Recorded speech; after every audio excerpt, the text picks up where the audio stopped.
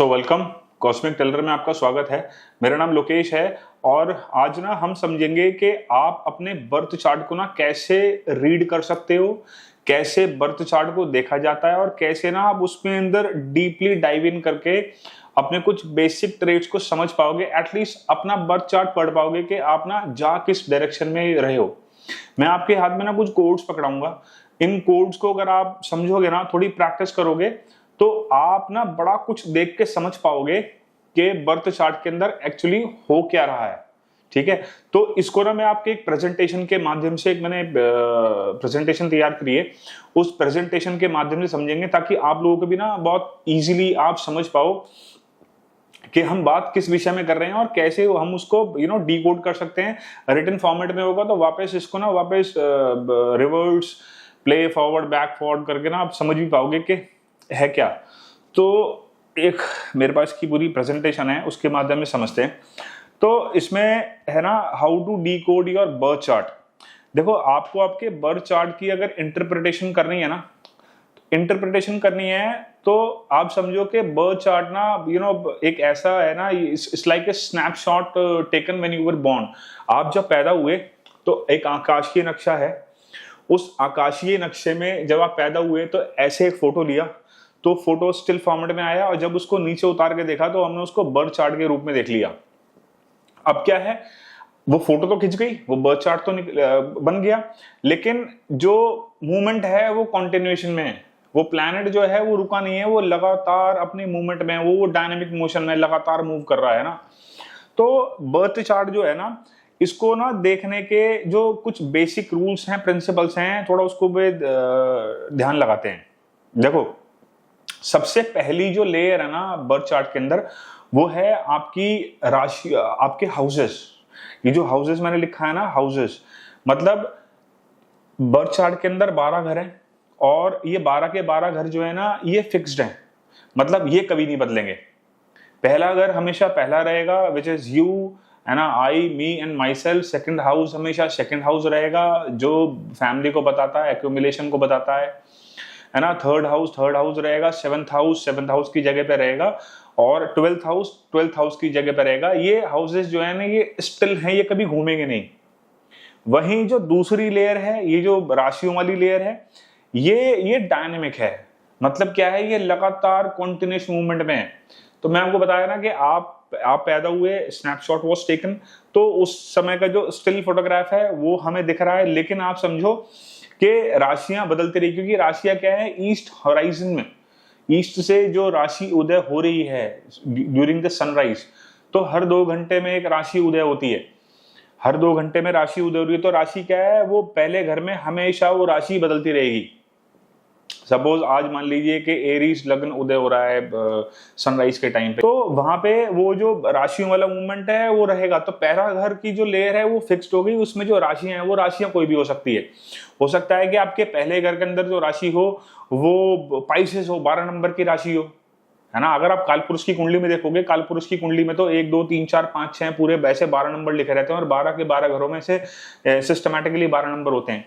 लेकिन जब आप अपने बर्थ चार्ट को खोल के देख रहे हो तो वहां पे ना आपको लेयर्स बिल्कुल डिफरेंट दिख रही हैं। वहां पे आपके देख रहे हो, यार यहाँ पे तो कालपुरुष की, तो मैंने जो इंटरनेट पे कुंडली देखी है इस पे तो 1 नंबर लिखा है, लेकिन जब आप वहां देख रहे हो तो वहां अपने बर्थ चार्ट के अंदर वहां आपके लग्न में 12 नंबर लिखा है। तो वो नंबर कोई भी हो सकता है। तो सबसे पहली लेयर है हमारे बर्थ चार्ट के अंदर हाउसेस, दूसरी लेयर है राशि और तीसरी लेयर है प्लैनेट्स की। फिर वहां उसी राशि में किसी घर में कोई ना कोई प्लैनेट बैठा होता है और वो अपनी एक महत्वपूर्ण भूमिका निभा रहा होता है। और फिर सबसे इंपॉर्टेंट और सबसे प्रोमिनेंट लेयर है, वो है नक्षत्र की।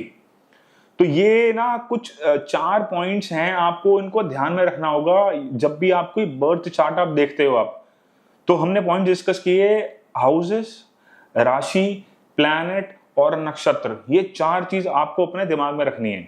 नाउ अब हम चलते हैं अपने सेकंड पॉइंट पे कि अब फर्दर डिकोडिंग कैसे करी जाए। देखो, सबसे इंपॉर्टेंट प्लैनेट जो आपकी कुंडली के अंदर है ना, वैसे तो सारे प्लैनेट इंपॉर्टेंट है, लेकिन इसमें से इंपॉर्टेंट में से सबसे जरूरी जो इंपॉर्टेंट माना गया है दैट इज मून। क्योंकि मून जो है ना, मून क्या रिप्रेजेंट कर रहा है, मून रिप्रेजेंट कर रहा है आपके तन मन धन को, आपकी ने जो आपके अंदर सोच, जो आपके अंदर विचार आ रहे हैं, आप किसी घटना के प्रति अपने आप को कैसे सामने वाले के सामने प्रेजेंट करते हो, वो चंद्रमा है। आपकी मनोस्थिति ना, कहते हैं इस आदमी की तो मनोस्थिति खराब है, तो आप समझो कि मनोस्थिति ना एक ऐसा ड्राइवर है, वो ऐसा व्हीकल है जो आपको ना एक जगह से दूसरे जगह ले जाने का काम करता है। जो आपकी मून क्या है, वो आपकी इमोशन वाली साइड बताने के लिए केपेबल है। और आपका ना मन पड़ा हुआ कहाँ है, ये भी चंद्रमा बताता है कि इस व्यक्ति का मन कहाँ पड़ा हुआ है, जिस भी घर में आपके चंद्रमा होगा।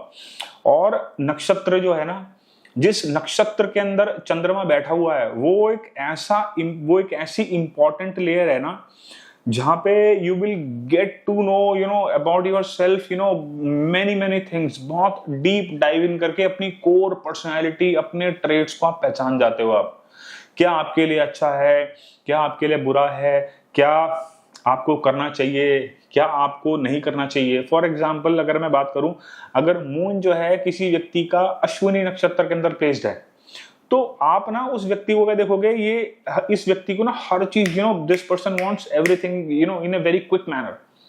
बहुत जल्दी चाहिए इस आदमी को सारा सामान।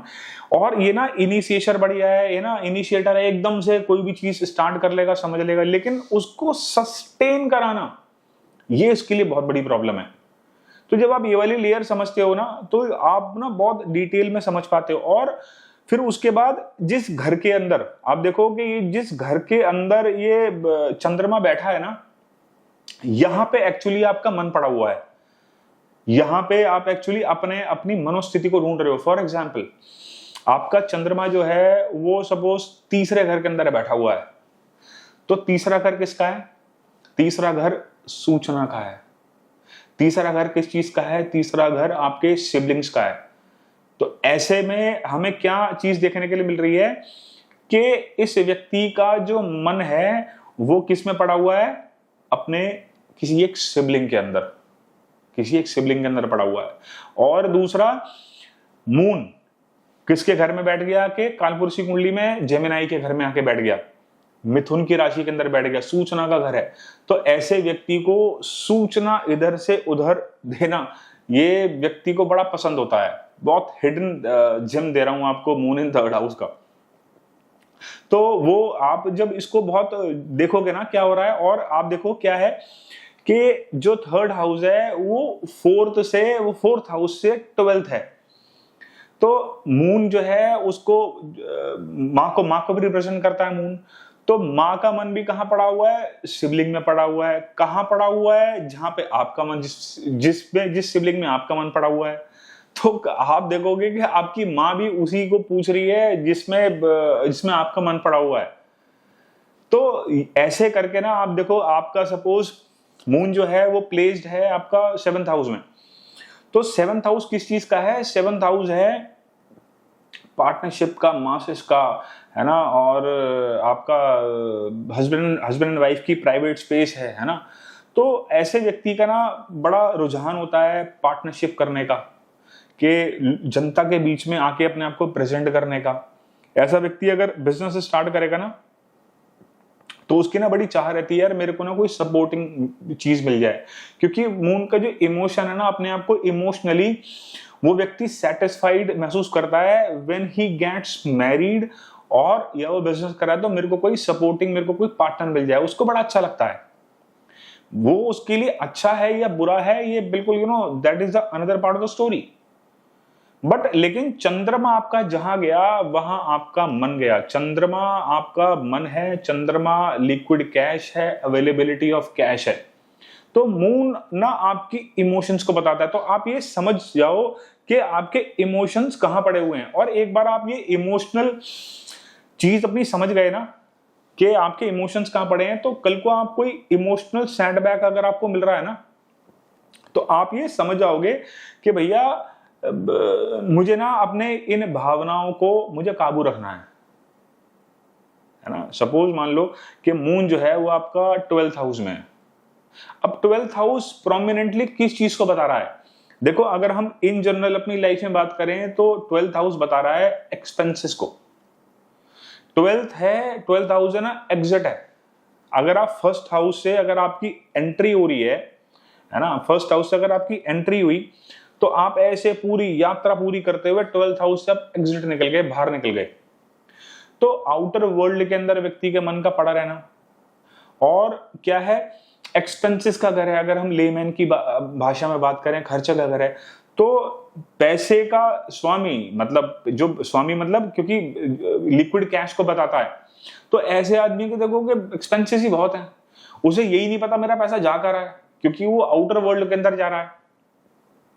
तो ऐसे आदमी को ध्यान रखना चाहिए कि भैया मैं कोई इमोशनल स्पेंडिंग ना करूं।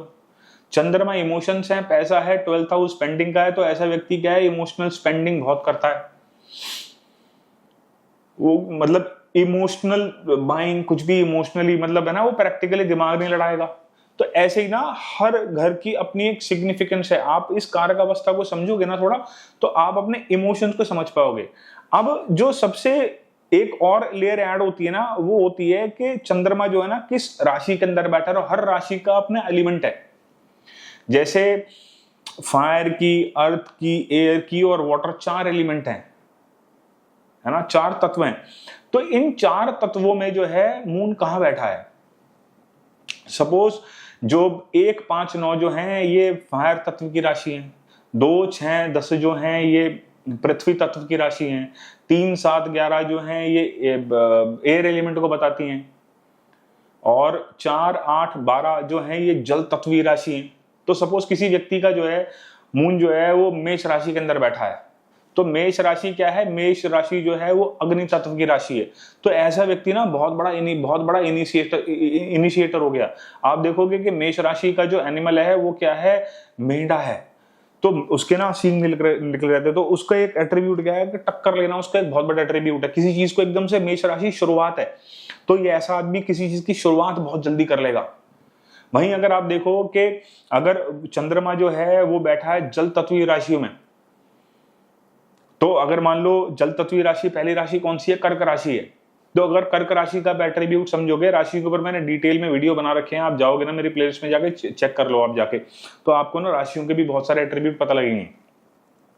तो अगर आप राशि को देखोगे, तो अगर मून जो है वो कर्क राशि के अंदर बैठा है, तो कर्क राशि किस चीज की है, कर्क राशि होम को बताती है, होमलैंड को बताती है, सिक्योरिटी को बताती है, जनता को रिप्रेजेंट करती है ना। और कालपुरुषी कुंडली में जो ओरिजिनली 4th हाउस में पड़ती है। ऐसे आदमी का ना जो मन है वो घर में पड़ा रहता है, अब अपने होमलैंड में पड़ा रहता है, बड़ा नेचुरल इंक्लाइन होता है ऐसा व्यक्ति टुवर्ड्स अपनी होमलैंड, अपने वहां के लोग, अपने वहां के लोकल फ्रेंड्स जो उसके बचपन में बने होते हैं, उनमें बड़ा उसका मन पड़ा रहता है। तो अब ना आपको ये ट्रेड पता लग रहे हैं, तो आपको पता लग रहा है कि वो जो राशि है ना, आपको राशि ना माहौल बना रही है।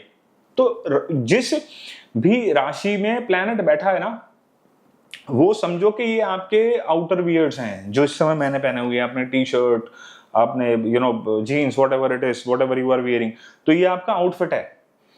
वहीं जो नक्षत्र है वो आपके ना इनर वियर्स हैं, कि आपने अपने ना इनर वियर में क्या डाला हुआ है, विच इज वो लोगों को नहीं दिख रहे हैं, लेकिन आपको पता है कि आपने क्या डाला है, वो किस रंग का है, तो वो स्वभाव है। और जो घर है ना, घर चंद्रमा के लिए या किसी भी प्लैनेट के लिए वो प्लेग्राउंड है, कि मेलेडी भी मेरा प्लेग्राउंड में यहाँ पे खेलूंगा। तो ऐसे ही चंद्रमा जिस भी घर के अंदर है ना, आप उस घर की अवस्था को उठा के देखो, आपका मन वहीं पड़ा हुआ है। आप जिस राशि में चंद्रमा बैठा हुआ है, वो राशि ना आपके आउटफिट्स हैं, कि आपको लगेगा कि आप लोगों को कैसे, अपनी अपीयरेंस कैसी रखना चाहते हो, आपके अंदर से क्या चीज निकल गई कि just I want to kick start the same. Earth sign के अंदर चंद्रमा बैठ गया, तो ऐसे व्यक्ति के अंदर ना पेशेंस आ जाएगी, वो ठहराव आ जाएगा व्यक्ति के अंदर। व्यक्ति बहुत जो है वो अच्छा लिसनर बन जाए, क्योंकि मन के अंदर ठहराव आ गया। तो ऐसे व्यक्ति को सामने कोई कुछ बोलेगा, तो व्यक्ति आप आराम से वो सामने वाले के ना कंधा बन जाते हैं कई बार ऐसे लोग, कि भाई आप बोलो, प्रॉब्लम बताओ। तो ये है अब चंद्रमा, मन, आपकी मनोस्थिति क्या बता रही है। वहीं अगर आप अगली स्लाइड पे हम मूव ऑन करते हैं, तो ये क्या बता रही है, लग्न या असेंडेंट बहुत इंपॉर्टेंट है ना, बर्थ चार्ट को डिकोड करने के लिए। देखो, जो आपका राइजिंग साइन है ना, या जो लग्न है, आपका जो पहला घर है, वहां पे जो राशि आई है, वहां पे जो नंबर लिखा है, या वहां पे जो प्लैनेट बैठ गया, और वहां पे जो उसका लॉर्ड है वो कहां पे जाके बैठा है। ये बड़ा इंपॉर्टेंट प्राइमरी फीचर है एक व्यक्ति का। आप समझो कि एक उदाहरण से समझते हैं। सपोज आपका जो लग्न है वो, suppose you are Aries ascendant, हम ले लेते हैं कि आप एरीज असेंडेंट हो, तो आपके लग्न में कौन सी राशि आ रही है जी? 1 नंबर मेष राशि आ रही है। अब मेष राशि का स्वामी कौन है जी? मंगल। अब हमें देखना है कि मंगल कहां गया। अब अगर मंगल जो है वो हमारा जाके बैठ गया अष्टम स्थान पे 8th हाउस में, तो अब देखो ट्रेड्स कितने कितने मजेदार हो गए। पहले तो आप पर्सनालिटी समझ रहे हो कि भैया मेष राशि जैसे हमने बात करी, मेष राशि शुरुआत है किसी चीज की। मेष राशि वो स्पार्क है आग जला के जब वो चीज आगे बढ़ती है ना। और किसी भी स्थिति में डरना नहीं, और अपनी किसी भी चैलेंज को, आप देखो जो रैम है, जो मेंढा है, वो कैसे हाई माउंटेन्स को क्लाइंब करता है, बहुत ऊपर जाता है और कुछ खा पी के फिर वापस नीचे आता है। तो चैलेंज लेना, चैलेंज को एक्सेप्ट करना और जाके उस बड़े से बड़े चैलेंज को जाके पार करना, ये एक मेष राशि का एट्रीब्यूट हो गया। मेष राशि वाले बच्चे ना, चंद्रमा एरीज में हो या लगन एरीज का हो, ऐसे बच्चे ना ऐसे क्लास में भी हाथ बहुत उठाते हैं, पूछते बहुत हैं, टीचर से सवाल बहुत पूछेंगे कि सर मुझे ये पूछना है, मुझे समझ में नहीं आया, बार बार पूछेंगे, टफ क्वेश्चन पूछ लेंगे कई बार टीचर के साथ। उसके बाद देखोगे लग्नेश जो है, लगन का मालिक, असेंडेंट लॉर्ड, वो कहां चला गया? 8th हाउस में। 8th हाउस किसका है? सीक्रेसी का, और वो कौन है? मार्स। तो 8th हाउस क्या है? 8th हाउस ऑकल्ट है, मिस्टिसिज्म है, तंत्र है, रिसर्च है, डेवलपमेंट है, ऑकल्ट है।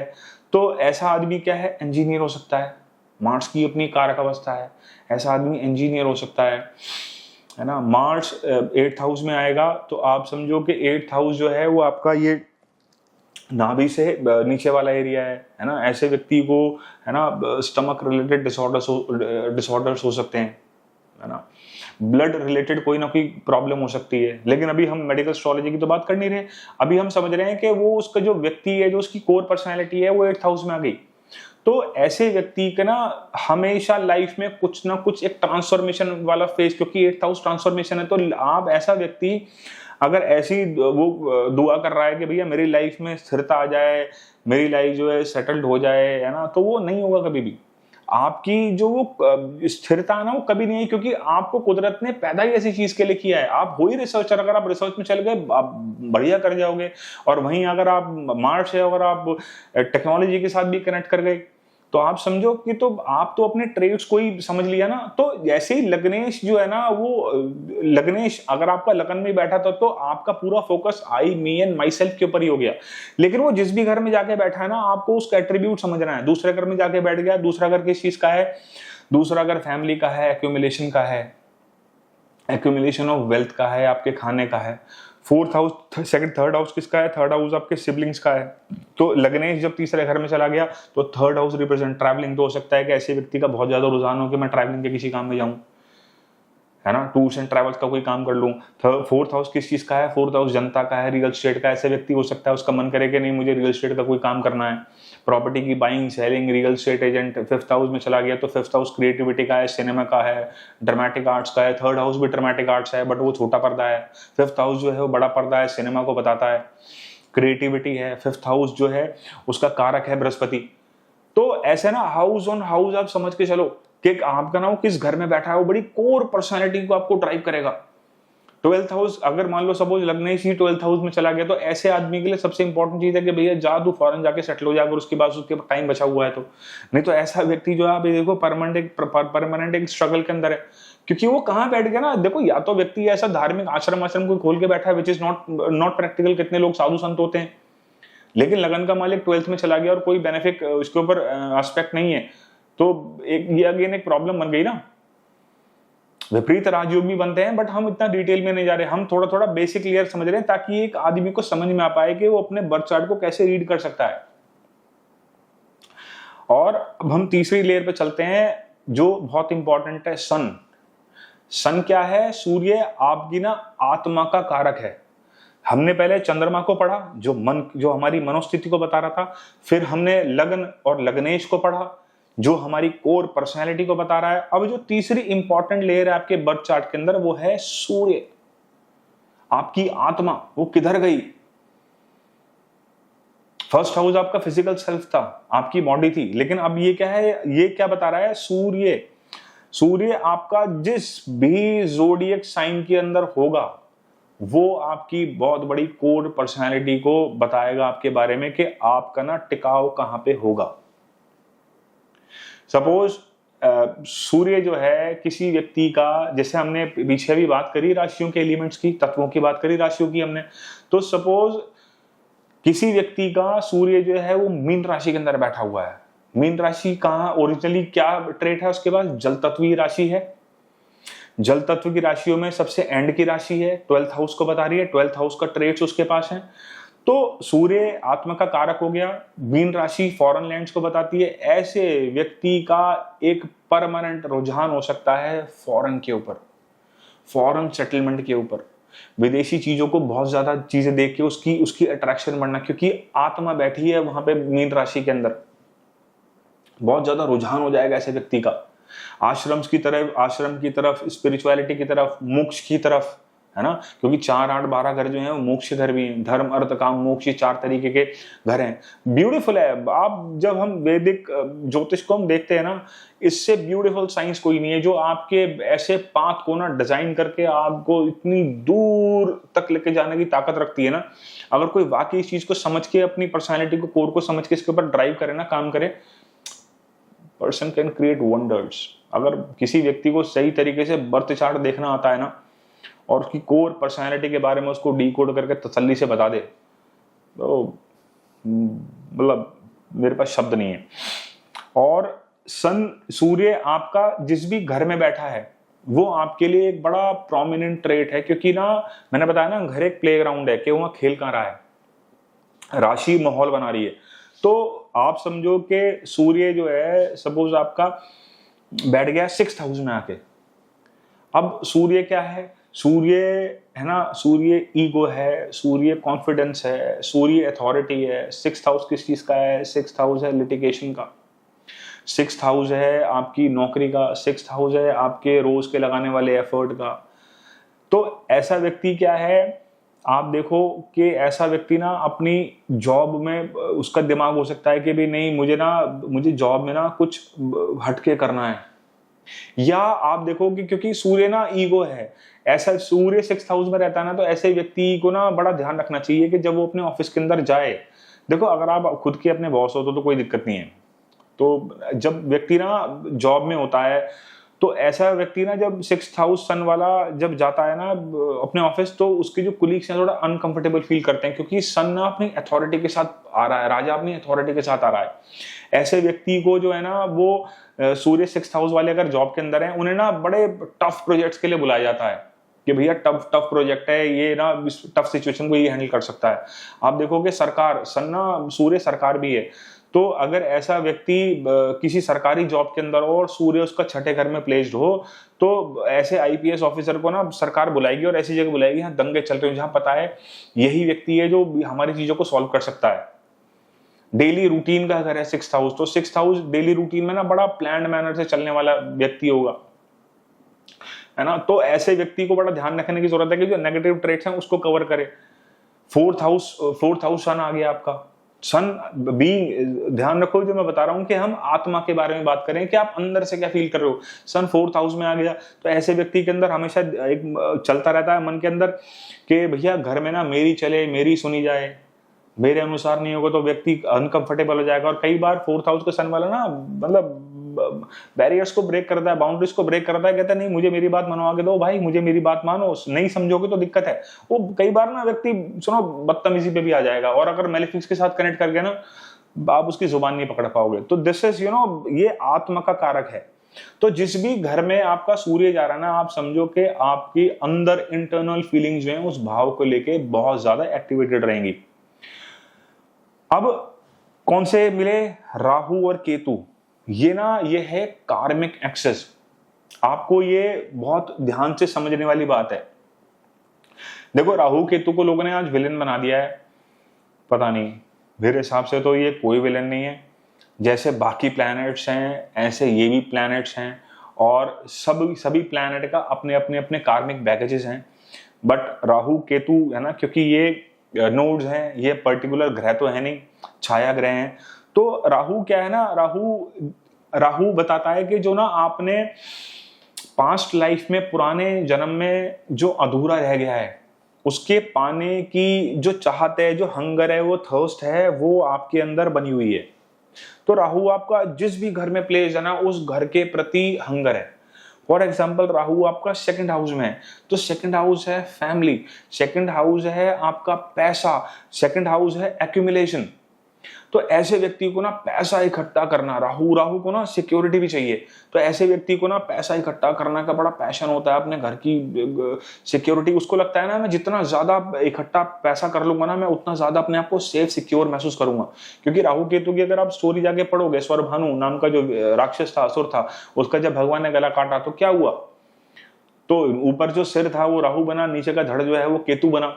हम माइथोलॉजिकल स्टोरीज के अंदर नहीं जा रहे हैं, बट कोर एसेंस बता रहा हूं। तो जहां पे भी आपकी कुंडली में राहु बैठा ना, जिस घर में, उस घर के प्रति से हंगर होगी, थर्स्ट होगी। राहु आपका 9th हाउस में आ गया, तो 9th हाउस किस चीज का? 9th हाउस आपके रिलीजन का है, 9वां घर पूजा पाठ का है, 9वां घर आपके फादर का है, 9वां घर जो है आपकी लिनिएज का, पितरों का घर है आपके। तो ऐसा व्यक्ति ना, आप देखोगे वो रिलीजन के प्रति बड़ा कट्टर होता है, और उस पर और ज्यादा मैलेफिक इफेक्ट आ जाता है। ऐसे व्यक्ति अपनी कई बार धर्म परिवर्तन तक कर लेता है। धर्म के अंदर उसे, रिलीजन के अंदर कमी निकालना एक बड़ा उसका एट्रीब्यूट हो जाता है। ये ऐसा ही क्यों होता है, यही रिचुअल क्यों है, ऐसा ही क्यों बनाया गया है? तो राहु यहाँ पे क्या बैड लिटरेचर हो जाए ना, these people convert them from one religion to another religion। बहुत ज्यादा संभावनाएं हैं। 9th हाउस जो है वो लॉन्ग डिस्टेंस ट्रैवल को बताता है, तो हो सकता है कि ऐसा व्यक्ति जो है कहीं बाहर सेटल्ड हो। और वहीं उसकी ऑपोजिट जो नोड है ना, वो दूसरी क्या है? दूसरी नोड है केतु। तो आप ना इस एक्सिस को समझ के चलो, ये एक्सिस है, तो ऐसे they are moving like this, है ना, रेट्रोग्रेड मोशन में, तो they are moving like this, ऐसे ऐसे ऐसे। बाकी प्लैनेट को तो ऐसे मूवमेंट होती है, ये ऐसे ऐसे ऐसे उल्टा मूव करते हैं। तो ये ना केतु क्या है? केतु उसके बिल्कुल जस्ट ऑपोजिट एक नोड है। तो केतु क्या बता रहा है? केतु कह रहा है कि भैया मैं वो हूं जो मैं ऑलरेडी पास्ट लाइफ में अकम्प्लिश कर चुका हूं। तो वहां जिस भाव में केतु रहेगा, उस भाव के प्रति आप अपने आप को बड़ा डिटैच्ड महसूस करोगे कि नहीं, क्योंकि ना वो आपको लगता है कि मैं ऑलरेडी पास्ट लाइफ में ये चीज अचीव कर चुका हूं।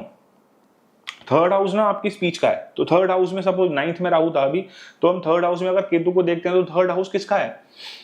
थर्ड हाउस, सेकंड हाउस वाणी का है। तो थर्ड हाउस में मिली आपको क्या मिला? आपने कम्युनिकेट करना शुरू किया, आपको वाणी मिली। अब now you are communicating to the world. ऐसे आदमी देखो, मतलब over the period of time देखोगे ना, ये लोग कम बोलना पसंद करेंगे, स्पीक लेस। आप इनको लिखने का कोई टास्क दे दो, बहुत जल्दी बोर हो जाएंगे, क्योंकि इनको लगता है यार क्यों लिखना है, मैं तो ऑलरेडी अचीव कर चुका हूं। थर्ड हाउस केतु है ना, सोशल मीडिया का है, ऑनलाइन कम्युनिकेशन है। ऐसा आदमी को सबसे बड़ी बात, ध्यान रखने वाली बात क्या है कि अगर यहाँ पे थर्ड हाउस में राहु के तरीके से काम करेगा तो थर्ड हाउस नेगेटिव लिटरेचर हो जाएगा। आपको ना केतु का रंग है काला सफेद। आप जितना ज्यादा ब्लैक एंड व्हाइट में लोगों के साथ बात करोगे, जितनी ज्यादा राइट इंफॉर्मेशन लोगों तक पहुंचाओगे आपके माध्यम से, थर्ड हाउस सूचना का भी है ना, तो जितनी ज्यादा आपके माउथ से चीजें, सूचना अगर निकलेंगी वो ब्लैक एंड व्हाइट में होंगी, ट्रांसपेरेंट होंगी, उतना ज्यादा केतु यहाँ पे काम करेगा। वहीं इस एक्सिस को आप समझते रहो, केतु जिस घर में बैठा है वो आपने पास्ट लाइफ में अकम्प्लिश कर लिया है। तो सपोज केतु आपका 7th हाउस में है, तो राहु आपका लगन में हो गया। अब लगन है आई, मी एंड माई सेल्फ, वहां पे तो राहु की हंगर, एक थर्स्ट, एक प्यास, वो तो बढ़ रही है ना। वो तो कह रहा है कि मुझे तो ये भी चाहिए, मुझे तो ये चाहिए। वो सिक्योरिटी की नजर से देखेगा, है ना, उसके अपने आप को देखने का चश्मा अलग हो गया। 7th हाउस आपकी मैरिज है, आप एक बंधन में बंध रहे हो, है ना, आपकी एक नोट लग रही है, आप एक लड़के से शादी कर रहे हो। अब आपको केतु का पता लग गया, एट्रीब्यूट क्या है? केतु है पास्ट लाइफ में अचीव कर चुका। तो यहाँ पे व्यक्ति क्या सोच रहा है? शादी क्यों कर ली मैंने, या मैं शादी करके क्या करूंगा? तो यहाँ पे आपको उसका एट्रीब्यूट समझना है कि नहीं भैया, उस तरीके से अपने को नहीं सोचना है।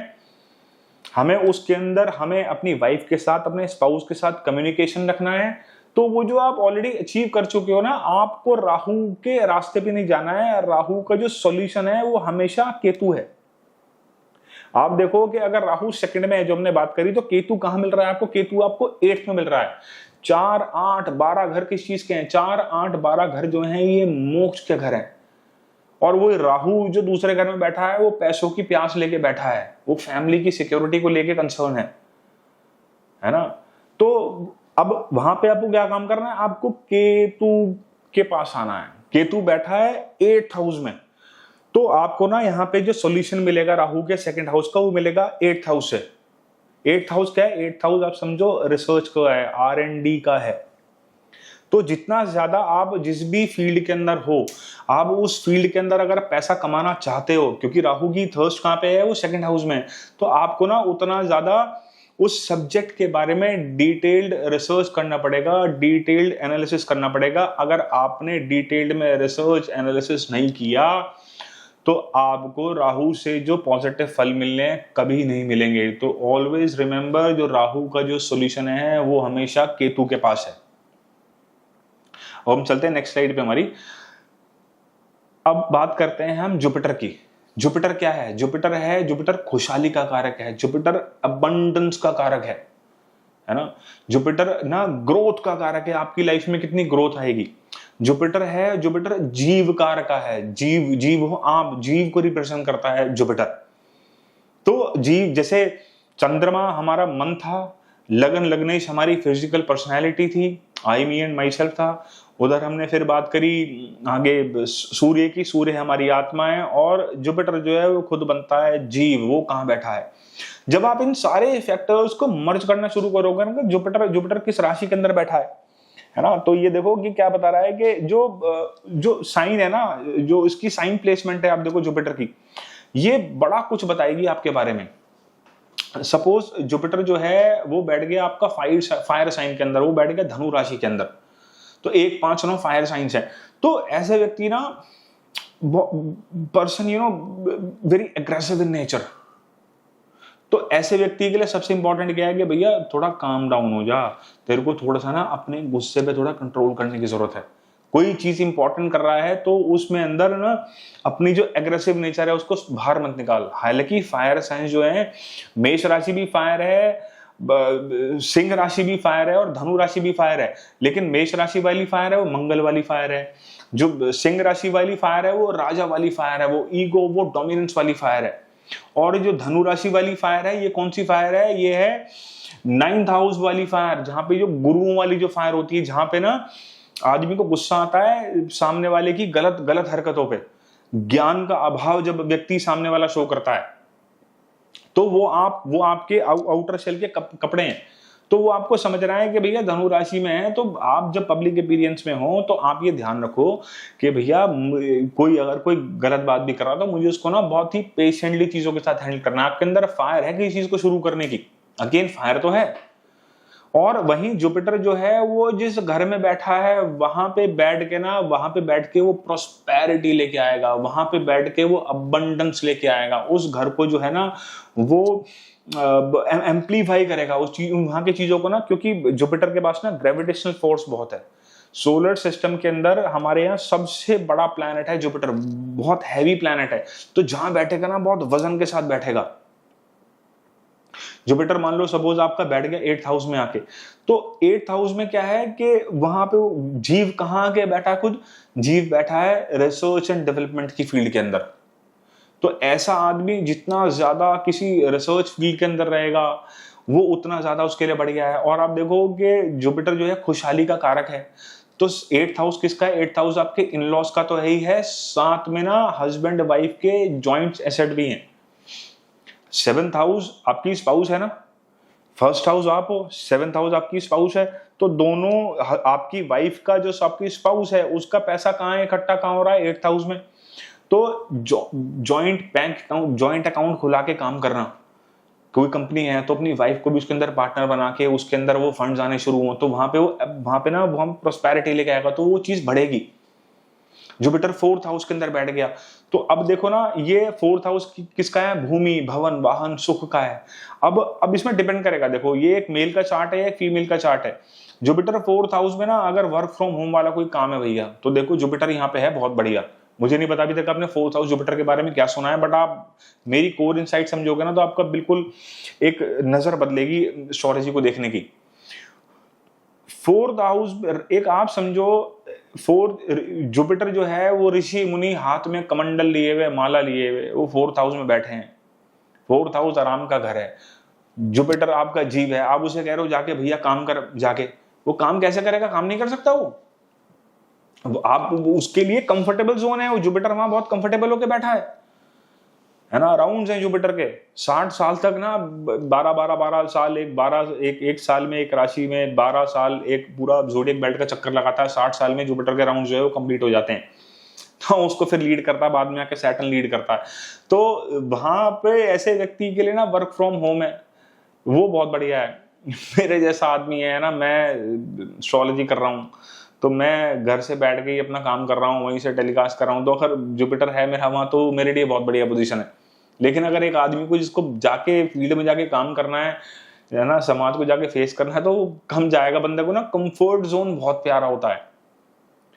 तो वहां पे आपको एक ट्रेड समझ में आ गया कि भैया तुझे अपनी कंफर्ट जोन छोड़नी है और जाके वहां जाके काम करना है।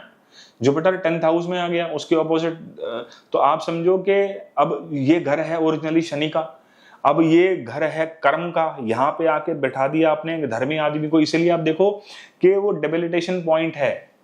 जुपिटर जो है वो मकर राशि में आके नीच का हो जाता है। और वहीं देखो कि सूर्य को जो है इस घर में स्ट्रेंथ मिलती है, दोनों घर शनि का ही है। जबकि बृहस्पति और शनि की आपस में कोई एनिमिटी नहीं है, लेकिन फिर भी वो यहाँ के नीचता फील कर रहा है, डेबिलिटेशन पॉइंट के अंदर आ रहा है। वहीं सूर्य जो है, जो उसका पक्का कट्टर एनिमी है, वहां पे आके उसको डायरेक्शनल स्ट्रेंथ मिल रही है ना। साउथ में जाके तो डायरेक्शनल स्ट्रेंथ मिली उसको। तो अब क्या है, वहां पे जुपिटर जब 10th में बैठा है, वो आपको सीधा सीधा बता रहा है कि भैया धर्म में कर्म में धर्म नहीं चलता। तो ऐसा आदमी को ये समझना पड़ेगा कि भैया धार्मिकों के काम नहीं चलता, बहुत इमोशन से काम नहीं चलता। जिसको पनिशमेंट देनी है उसको पनिशमेंट देनी है। गुरुजी क्या कहेंगे, अरे नहीं कर रहा काम, कोई बात नहीं, कर लेगा, कल कर लेगा। सैटर्न का रूल थोड़ी है। शनि कहेगा भाई काम आज ही होना है। आपके घर में आपकी हाउस हेल्प है, अगर आप समझो आप उसे बहुत धर्मात्मा की तरह फील करोगे तो कल को वो भी पागल से हो जाएंगे, वो कहने ठीक है, होता है, चलता है। तो हर चीज ना अनुशासन के हिसाब से चलती है। अगर अनुशासन ब्रेक होगा ना तो पूरा सिस्टम, पूरी चेन ब्रेक हो जाएगी। आप ना खुद तो खराब हो ही रहे हो, आप सामने वाले व्यक्ति को भी खराब कर रहे हो आप। क्योंकि देखो आप एक समाज का हिस्सा हो, आपसे जो डॉट जुड़ा है ना वो डॉट कहीं और भी जाके जुड़ेगा। तो जुपिटर लगन में आके बैठ गया, फर्स्ट हाउस में आके बैठ गया, तो अब आपकी पर्सनैलिटी क्या हुई, ज्ञान वान, नॉलेज देना, नॉलेज पढ़ाना। जुपिटर का कनेक्शन किसी वजह से बुध के साथ हो गया तो एक्सीलेंट टीचर हो गया व्यक्ति, पढ़ाने वाला हो गया, रिसर्चर हो गया, हमेशा सीखने की कुछ ना कुछ उसकी हंगर पैदा होती रहेगी। तो जुपिटर के साथ जो भी प्लैनेट कनेक्ट करेगा एकदम से उसके ट्रेड जो है वो डिफरेंट लेवल पे चले जाएंगे। क्योंकि जीव ना वो क्वालिटी को अपने अंदर अब लाने की कोशिश कर रहा है। ऐसे ही जब हमने अभी लगन पढ़ा था तो लग्नेश का संबंध भी, जो आपका एसेंडेंट लॉर्ड है, वो जिसके प्लैनेट के साथ भी अपना संबंध बनाएगा, वो सारे ट्रेड्स भी उसके अंदर आके मिक्स हो जाएंगे, जेल बन जाएगा। क्लस्टर ऑफ प्लैनेट्स आ जाएंगे ना, तो आप समझो कि भेलपुरी बन गई। वो एक भेलपुरी बन गई, डिफरेंट स्पाइसेस मिक्स करके, नमकीन और मूंगफलियां मिक्स करके ना भेलपुरी बन गई। क्योंकि एसेंडेंट लॉर्ड का संबंध बहुत सारे क्लस्टर ऑफ प्लैनेट्स के साथ हो गया। बहुत टिपिकल पोजीशन होगी, टफ पोजीशन होगी, कंफ्यूज रहेगा ऐसा आदमी बहुत, मैं क्या करूं, किस साइड जाऊं। अब अगली जो है वो है सैटर्न, शनि, जिसको ना विलन बना के डाला हुआ है शनि। ऐसा मतलब इतना ज्यादा शनि को बदनाम वाला फैक्टर हो गया। छोड़ो, ऑनलाइन प्लेटफॉर्म है, कभी बात होगी तो डिटेल में बात करेंगे। शनि जो है ना, शनि जहां पे भी आपका बैठा है, जिस भी साइन के अंदर बैठा है, शनि आपका जिस भी घर के अंदर बैठा है ना, आप समझो कि शनि ना रेस्पॉन्सिबिलिटी है। शनि डिले है, शनि विलंब है, but it only delays, it never denies. Shani ना मेहनत को बताता है, शनि डिसिप्लिन को बताता है। तो शनि आपका जिस भी घर में बैठा है उस घर के प्रति आपकी जिम्मेदारियां बढ़ेंगी, आपको उस घर के प्रति रिस्पॉन्सिबिलिटी लेनी है। ये सबसे मेन एट्रीब्यूट है।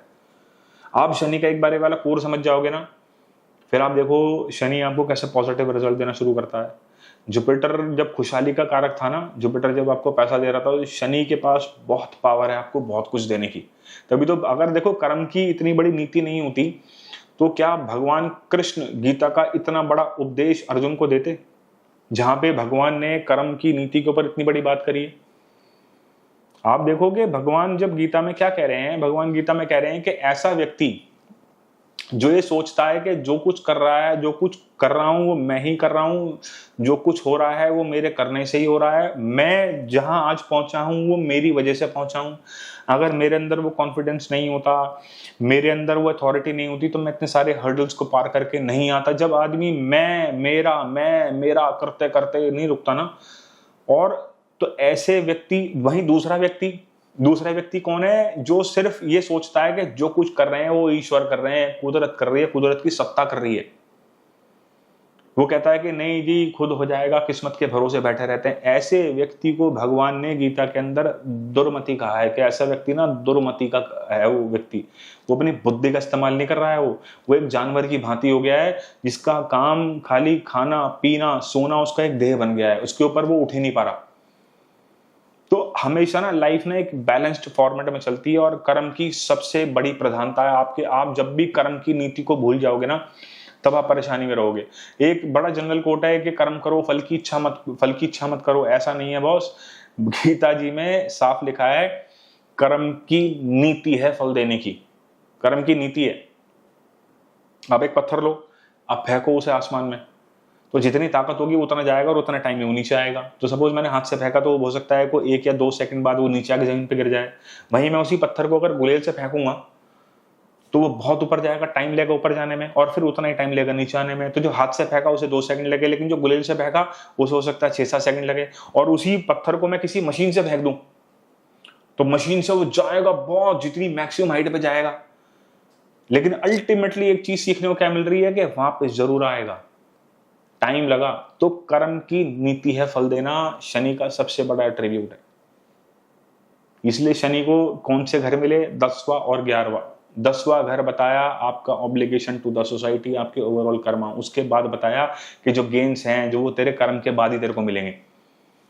तो शनि आपका जिस भी घर में बैठा है, शनि जिम्मेदारी है, जिस भी घर में बैठा है उस घर के प्रति आपकी जिम्मेदारी है। सैटर्न इन एरीज जहां पे वो नीच का हो जाता है, ब्यूटीफुल लोगों के चार्ट के अंदर आप देखो जो बहुत सक्सेसफुल हैं, आपको मिलेगा शनि नीच का मिलेगा।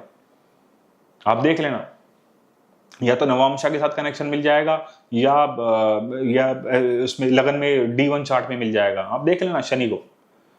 शनि आपका दूसरे घर में बैठा है, परिवार, आपके परिवार के प्रति आपकी रिस्पॉन्सिबिलिटी, आपके वाणी के प्रति आपकी रिस्पॉन्सिबिलिटी, आप क्या बोल रहे हो, समाज को क्या डिलीवर कर रहे हो, सबसे बड़ा देह है आपको समझना। थर्ड हाउस है, थर्ड हाउस आपके एफर्ट का, करेज का, सूचना का है।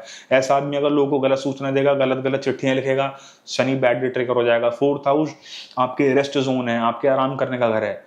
शनि यहाँ पे अगर आ गया है, आपको मिल गया है, तो आपके लिए समझो, आपके लिए सबसे बड़ा मैसेज है कि rest is rust for you. Fifth house किस चीज का? फिफ्थ हाउस क्रिएटिविटी का है। फिफ्थ हाउस में ओरिजिनल ऊर्जा जो है वो सन की है। तो शनि यहाँ पे बैठ के ना स्लो हो जाएगा। तो यहाँ पे आपको ध्यान रखना है कि भाई मुझे स्लो नहीं होना, मेरे अंदर मुझे ईगो डेवलप नहीं करनी है। अगर मेरे काम के अंदर मैंने ईगो डेवलप कर ली तो प्रॉब्लम होगी। मुझे लोगों से बड़े प्यार के साथ बात करनी है, वो अथॉरिटी के साथ बात नहीं करनी। छठे घर में आ गए तो सेवा करना एक परम ध्येय बन गया है व्यक्ति का। छठा घर रिश्तेदारों को भी बताता है। तो अगर आपको परेशानी में कोई व्यक्ति याद करता है आपका रिश्तेदार, तो आपको उसकी मदद करनी है। शनि का सीधा एट्रीब्यूट है शनि, सेवंथ हाउस, शनि का एक्सॉल्टेशन पॉइंट तुला राशि।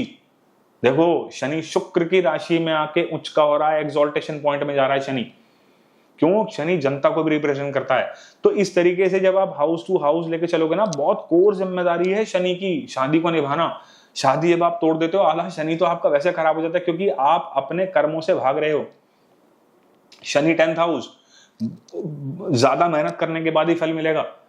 तो ऐसे आप हाउस की सिग्निफिकेंस को समझोगे ना, तो you will get to know many many things. Shani जिस राशि के अंदर बैठा है वो राशि के ट्रेट्स आपको समझने पड़ेंगे। शनि मेष राशि के अंदर बैठ गया तो व्यक्ति ऐसा बहुत जल्दी इनिशिएटर हो गया, बहुत जल्दी कोई काम करने वाला। तो आपको ये समझना पड़ेगा कि भैया शनि का काम है स्लो, शनि पेशेंस के साथ चलता है, शनि प्लानिंग के साथ चलता है। मेष राशि के पास कोई प्लानिंग नहीं है। मेष राशि तो कहेगा लोड करो, फायर तुरंत कर दो, देखेंगे बाद में क्या होगा। वो तो सैनिक की तरह बिहेव कर रहा ना। और वहीं अगर शनि जो है आप देखो 2, 6, 10 राशि में बैठा है, तो स्थिर राशि के अंदर बैठा है ना, तो वहां पे शनि को फिर भी थोड़ा आराम मिलता है कि अरे भैया ठीक है। और आप देखो कि वो एयर एलिमेंट में जाके तो एक्सॉल्टेशन पॉइंट पे जा रहा है। जो वो कहता है ना पंछी बनी उड़ के फिर मस्त गगन में, वो जब लोग ही केयर करता हुआ ऐसा व्यक्ति जब चल रहा है तो Shani feels happy, Saturn feels happy. अगला प्लैनेट है वीनस। वीनस क्या है? वीनस प्लैनेट है लव, पीस, हार्मनी का। वीनस रिश्तों को बताता है। तो ऐसे व्यक्ति को ना वीनस आपकी कुंडली में जहां पे भी बैठा है, जिस भी साइन के अंदर वीनस बैठा है, सपोज वीनस जो है आपका बैठा है सेकंड हाउस में, शुक्र पैसा है, दूसरा घर परिवार है, तो ऐसे आदमी को ना परिवार और पैसा दोनों चाहिए। ऐसा व्यक्ति जो है रिलेशनशिप बनाने में बड़ा बड़ा माहिर होता है कि परिवार को कैसे भी करके एकजुट रखा जाए।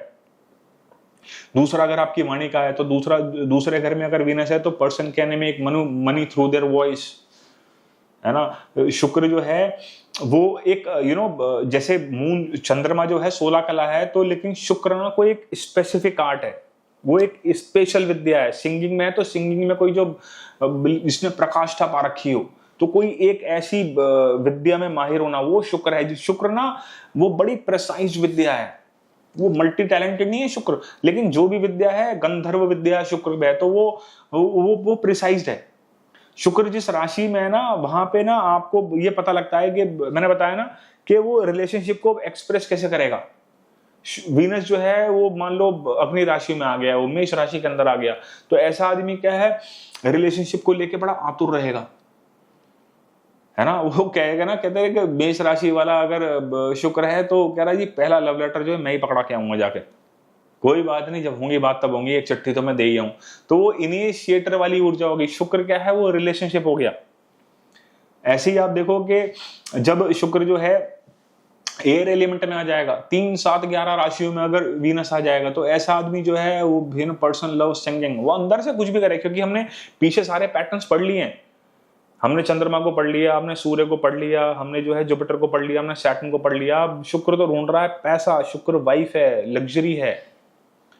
तो शुक्र जिस भी घर में होगा उस घर के प्रति आप सबसे ज्यादा खर्चा करोगे। आपका शुक्र 7th हाउस में है, आपका ज्यादा मोस्ट ऑफ द जो पैसा स्पेंड होगा वो उस घर के प्रति होगा। 7th house is what, public. 7th house is spouse. आप देखो आपका पैसा बहुत ज्यादा इन्हीं एरियाज में खर्चा होगा। वीनस 4th हाउस, सबसे ज्यादा एक्सपेंस कहां करेगा आदमी, गाड़ियां नंबर 1। ज्यादा पैसा और कमा लेगा, प्रॉपर्टीज में इन्वेस्ट करना शुरू करेगा। तो 4th हाउस का जो भी एट्रीब्यूट है, भूमि, भवन, वाहन और मदर, इनके ऊपर पैसा लगाएगा व्यक्ति। 10th हाउस वीनस आ गया, अपने काम के अंदर कुछ ना कोई नई नई चीजें ऐड करता रहेगा, रिनोवेशन कराता रहेगा, नया लैपटॉप ले आएगा, है ना, नया फर्नीचर कभी कभी बदलवा लेगा अपना। कोई जो 10th हाउस को जो भी एट्रीब्यूट है वहां वो पैसा लगाएगा। वहां पे वो प्लेजर फील करेगा। वहां पे वीनस प्लेजर है, तो वो उस प्लेजर को फील करेगा। राशि का मैंने को बता दिया कि राशि ना आपका आउटर एक कपड़ा है। जब आपके राशियों के आपको ट्रेड पता होंगे ना, आप समझ लोगे, तो आप वीनस को भी समझ पाओगे कि अभी यहाँ क्या काम कर रहा है। नक्षत्र जो है वो उसका इनर वियर है, वो विजिबल नहीं है सामने वाले व्यक्ति को, लेकिन उसका अंदर का कोर इनर सेल वो उसको बता रहा है कि मुझे अंदर से क्या फील होता है, व्हाट आई रियली वांट। और लास्ट में सबसे इंपॉर्टेंट जो चीज है ना, वो है देश, काल और पात्र। देखो जब भी हम ना आप हॉरोस्कोपी, आप जन्म पत्री पे जब हम नजर डालते हैं ना, तो वहां पे उस समय जैसी आई साइड जाती है ना, सपोज मेरे पास किसी व्यक्ति का बर्थ चार्ट आया, मैं उस बर्थ चार्ट के अंदर देख के जितनी मुझे नॉलेज हो सकता है, इसे मेरे से ज्यादा नॉलेजेबल हूं, मेरे से ज्यादा ज्ञानी वाली व्यक्ति और हैं एटलीस्ट, मैं तो एक्चुअली कुछ भी नहीं हूं, मैं तो सिर्फ एक स्टूडेंट हूं। और हो सकता है कि ऐसा स्टूडेंट जो ज्योतिष की कक्षाएं जो चल रही हैं उसके बाहर शायद उसका एडमिशन भी नहीं हुआ है, वो शायद कान लगा के जितना उसको संगीत सुनाई दे रहा है, मैं तो सिर्फ इतना सा हिस्सा हूं ज्योतिष का।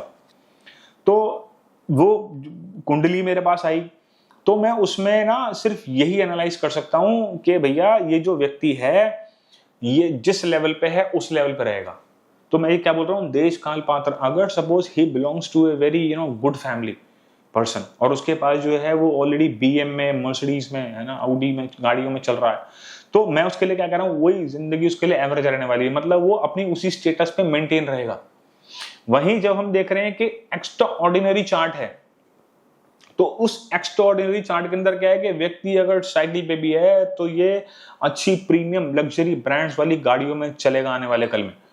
तो वो साइकिल से पहुंचा मर्सिडीज, और जो मर्सिडीज वाला होगा ना वो कहीं और पहुंचेगा। इसलिए देश, काल, पात्र, हमेशा इन सब चीजों को ध्यान में रखने की हमेशा जरूरत है। आप सोचो कि गांव के पिछड़े हुए हिस्से में रह के गायक है कोई, जब तक उसको एक्सपोजर नहीं मिलेगा, जब तक वो बॉम्बे में नहीं आएगा, है ना, तो वहां पे उसको एक्सपोजर मिल जाएगा? नहीं मिलने का। हाँ, भले ही ऐसा हो सकता है कि भैया आज तो ऑनलाइन का जमाना आ गया कि उसने बस एक गाना अपना डाला और बस वो कहीं से फेमस हो गया, फिर उसको लोग उठाने आ गए।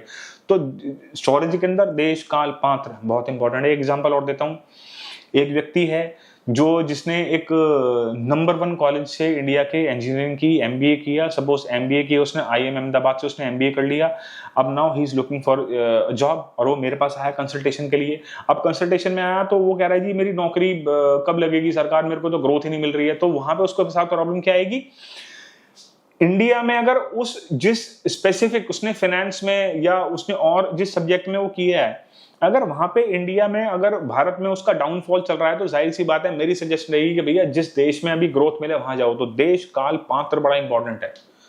सो दोस्तों, दिस वाज ऑल अबाउट कि हम कैसे अपने बर्थ चार्ट को डिकोड कर सकते हैं, कैसे हिडन कोड्स को पढ़ सकते हैं। आप इसको डिटेल में अगर इस वीडियो को बार बार देखोगे और जिन प्लैनेट्स की हमने बात करी है उन्हीं प्लैनेट्स को जब आप डिकोड करोगे, स्पेशली घर और राशि के माध्यम से ना, आपको बड़ा कुछ अपने बारे में, अपनी पर्सनैलिटी के बारे में पता लगेगा। सो मिलते हैं जल्दी नए टॉपिक के साथ। Till then, thank you.